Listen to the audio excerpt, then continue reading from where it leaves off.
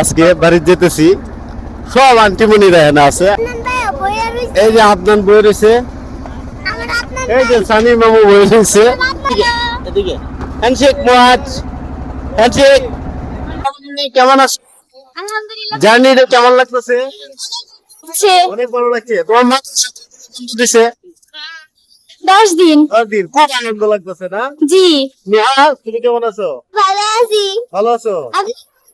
আছি আলহামদুলিল্লাহ। তুমি কেমন আছো? হ্যান্ডশেক করো। তোমার বাড়ি কই?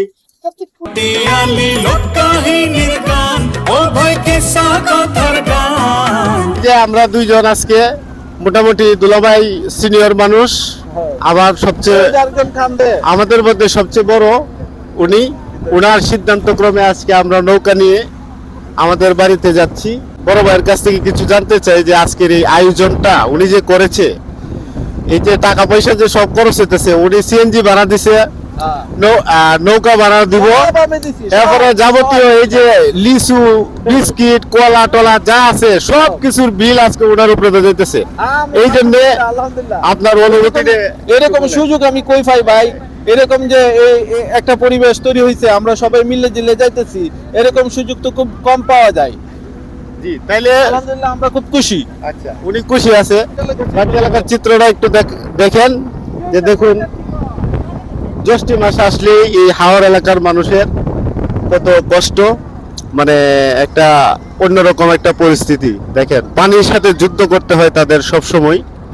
এই যে এরা নৌকার জন্য অপেক্ষা করতেছে, যাতায়াতের একমাত্র বাহন হচ্ছে নৌকা। আমাদের ভাটি এলাকার সবচেয়ে মজার একটি বিষয় হলো যে বর্ষাকালে এক একটি গ্রাম এক একটি দ্বীপের মতো ভেসে থাকে। যতদূর চোখ যায় আপনি দেখবেন শুধু পানি আর পানি। এরই মাঝে মধ্যে কিছু কিছু গ্রাম একদম দ্বীপের মতো দেখা যায়। হাওর বাওর দ্বারা বেষ্টিত আমাদের এই কিশোরগঞ্জ। আপনারা আসুন, ঘুরতে আসুন।